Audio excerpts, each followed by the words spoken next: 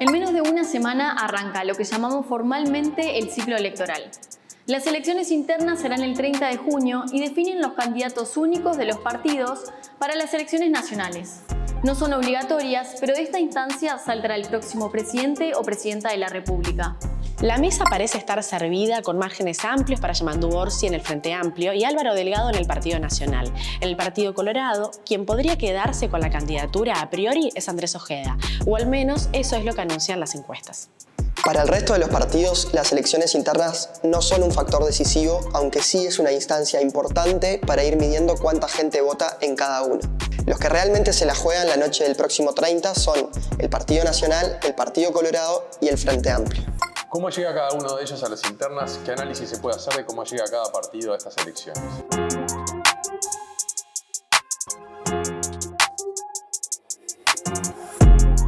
Vamos primero al Partido Colorado. De los tres partidos con competencia es el que menos chances tiene de llegar a la presidencia, pero al menos fue el que nos dio la interna más atractiva, o bueno, algo así. ¿Podría suceder que el histórico partido de Rivera se convierta en este 2024 en el partido de Andrés Ojeda? Fundado en 1836, la mayoría de los presidentes de la historia de Uruguay fueron colorados. Este partido es por ahora el que gobernó durante más tiempo de forma ininterrumpida, 94 años seguidos entre 1865 y 1959.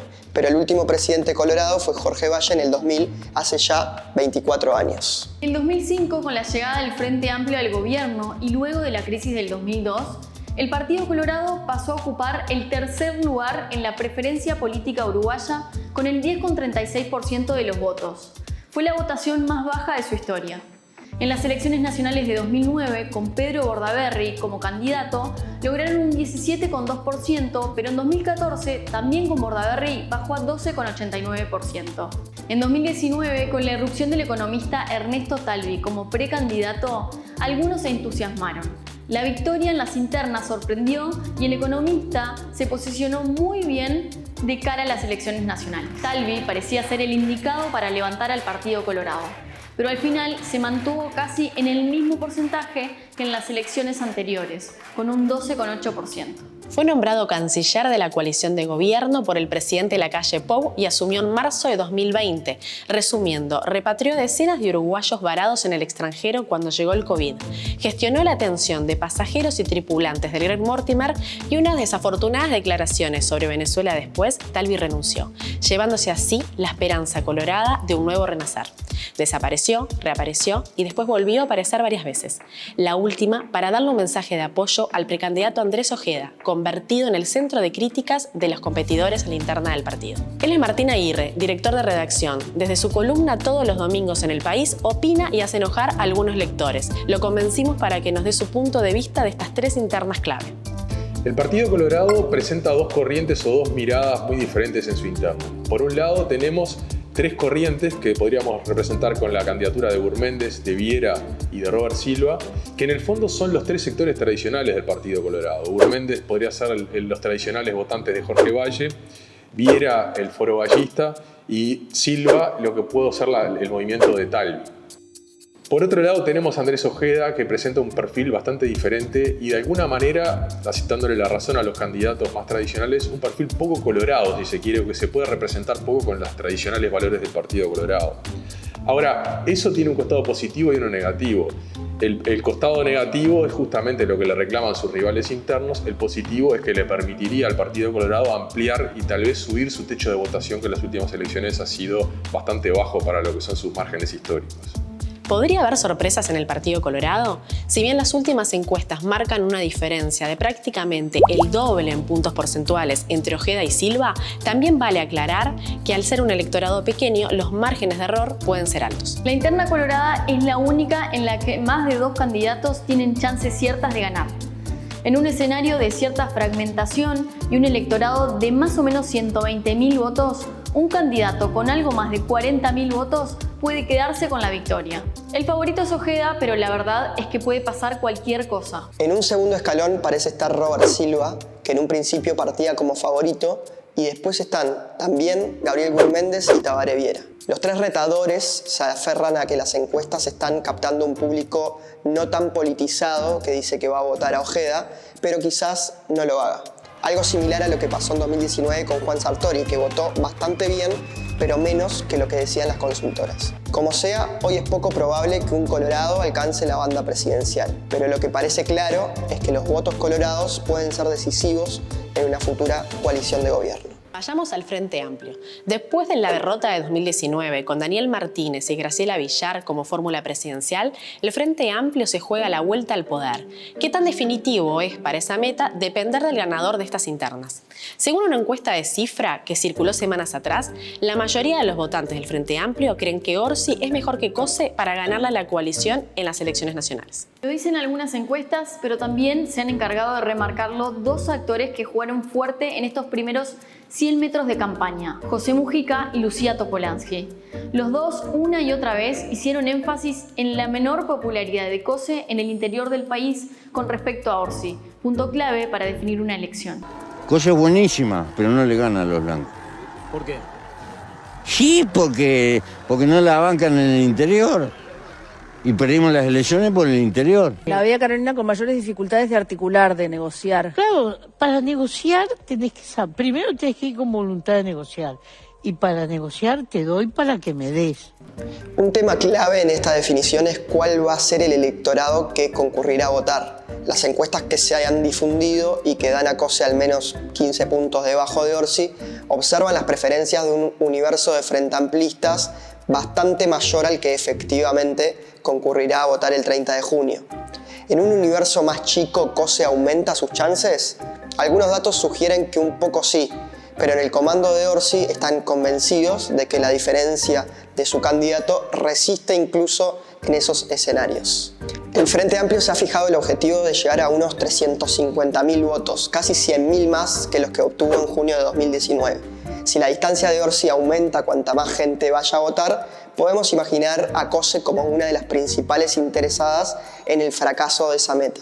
Orsi ha hecho su campaña sintiéndose ganador. Casi no presentó propuestas, apenas mostró a algunos integrantes de su equipo y evitó a toda costa exponerse a errores no forzados.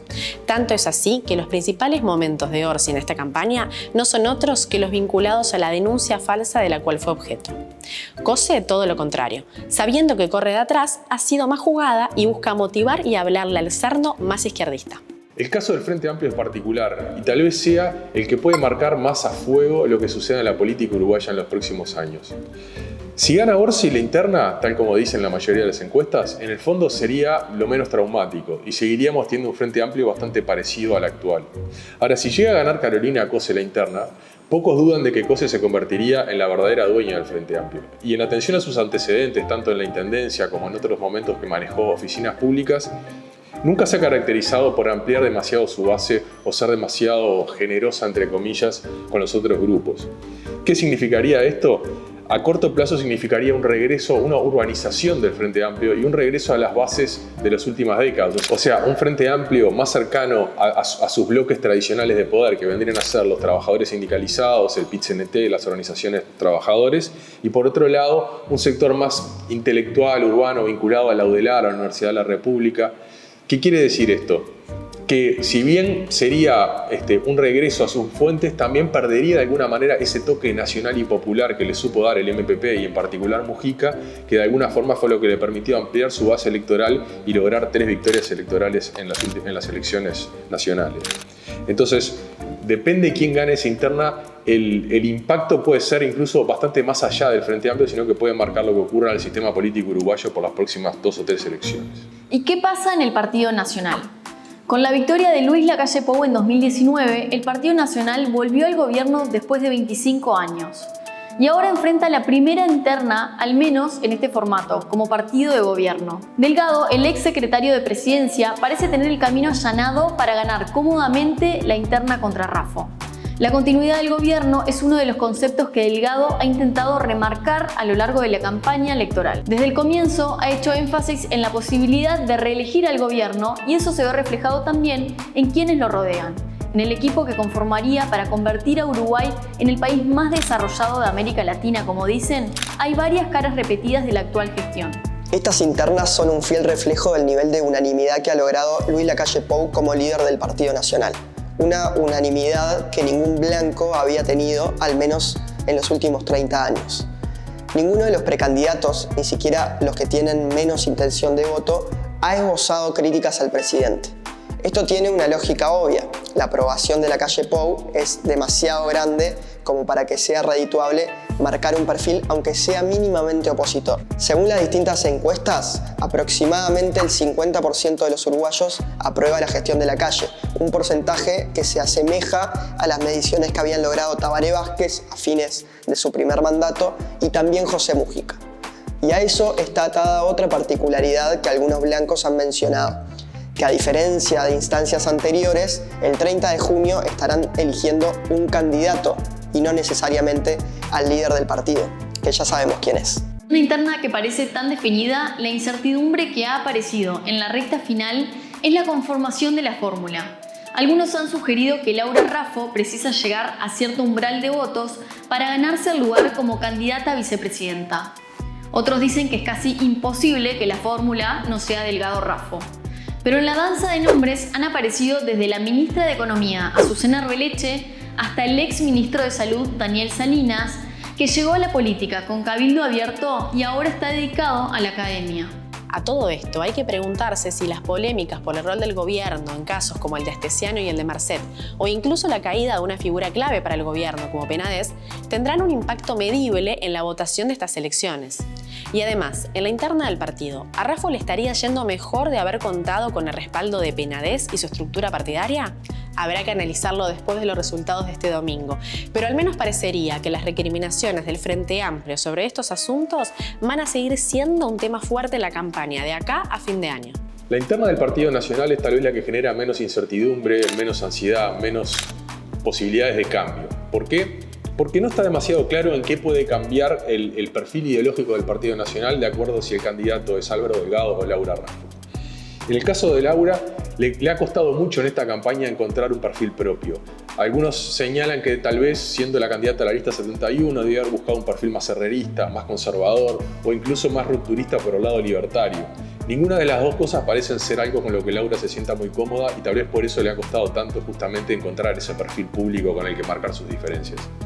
Por otro lado, Delgado es un tipo que ha hecho una carrera en base a ser un articulador, una persona que está tras bambalinas, gestionando y logrando acuerdos, pero que le ha costado tener un discurso propio muy fuerte o que la gente fácilmente puede identificar con un punto ideológico.